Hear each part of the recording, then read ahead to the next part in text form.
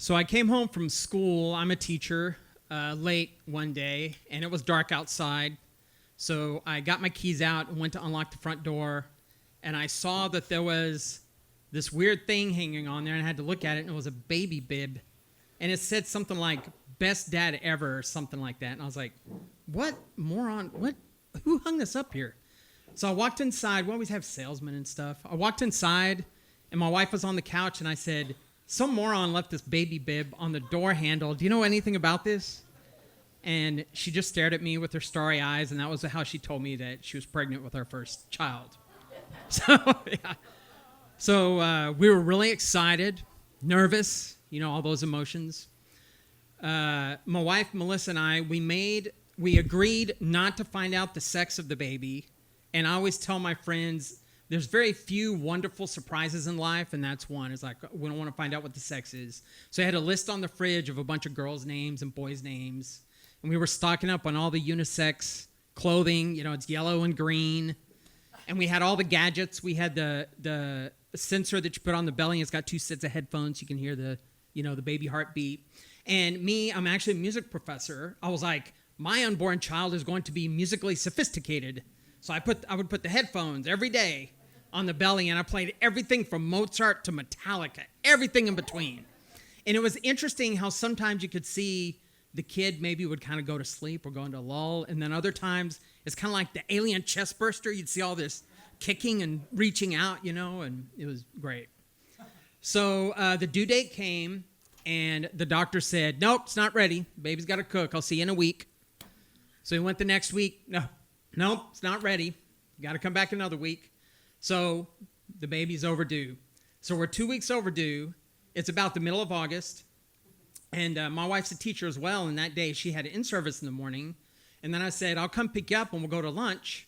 And then we'll go to the doctor's appointment that afternoon. Hon, where do you want to eat?" Melissa said, "I want to go to Golden Corral. I like the rolls." "You got it, babe. Let's go to Golden Corral."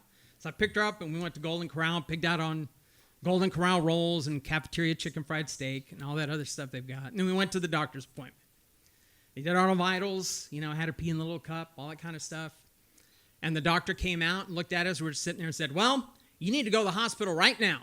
It's time to have this baby." And I'm like, whoa, what? Let's go. So we got in the car, and I'm like, haul ass. Okay, here we go. We got to go. We're going to pop.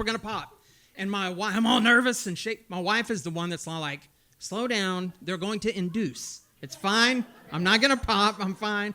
Okay, we never know. So we get to the hospital.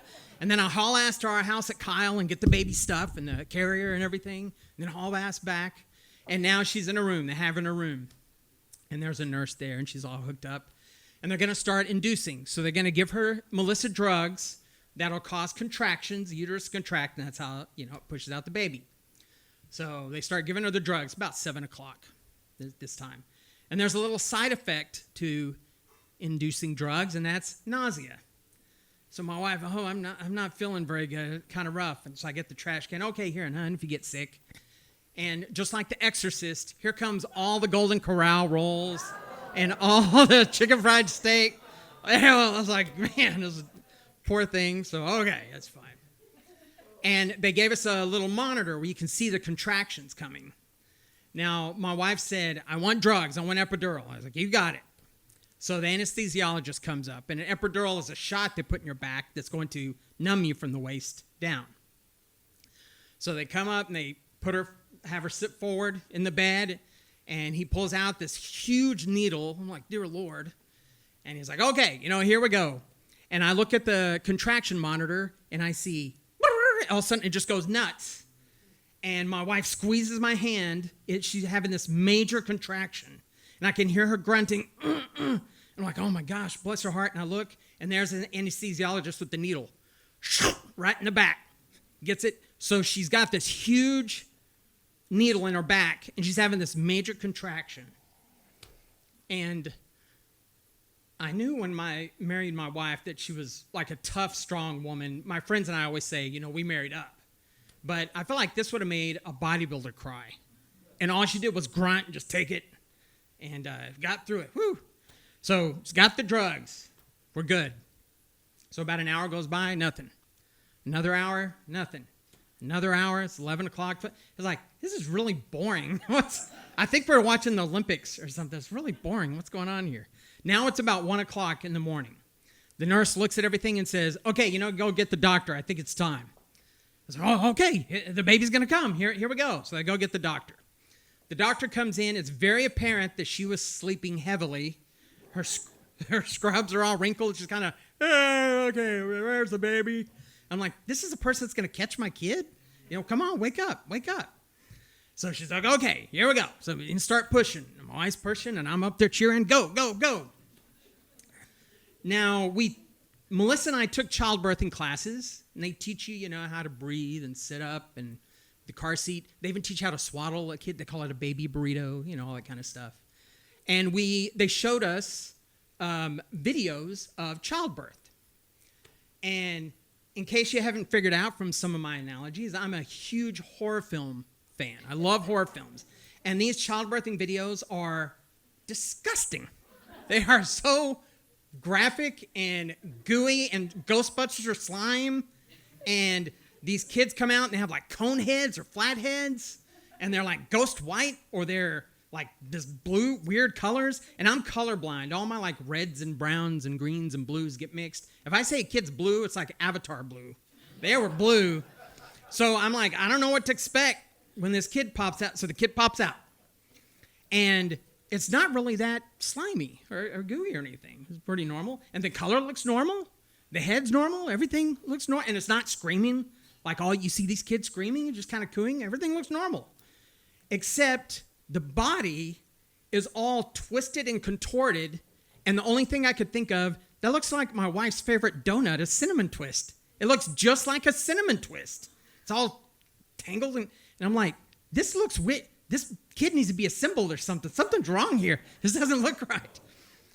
And all of a sudden, I see one of the arms kind of fly open, and I can see it kind of lock into socket. Gunk. And then the other one. And it starts unwinding and contorting like the ghost in the ring or something. And all of a sudden, it just kind of popped, and it's just wiggling around. And there's, like, assembled itself. There's the kid. It's all wiggling around. And the doctor holds the baby up and says, because they knew we didn't know the sex, oh, Dad, what have we got, Now, I had dreams about my kid. I had dreams of playing and teaching them to ride a bike. And I had a hunch when my wife told me that she was pregnant. I kind of had a hunch as to the sex. And had dreams and visions of playing in the room and having tea parties and dress up princess and all this kind of stuff. So when the doctor held up the baby and said, Dad, what have we got? It was a girl. We had a girl. And I said, oh, it's a girl. And she was just wiggling around, and you could see her eyes were she's trying to focus. And when I said, oh, it's a girl, she's wiggling, cooing, and she stopped. And she turned and stared right at me in the face. And it kind of freaked me out for a minute. I was like, what?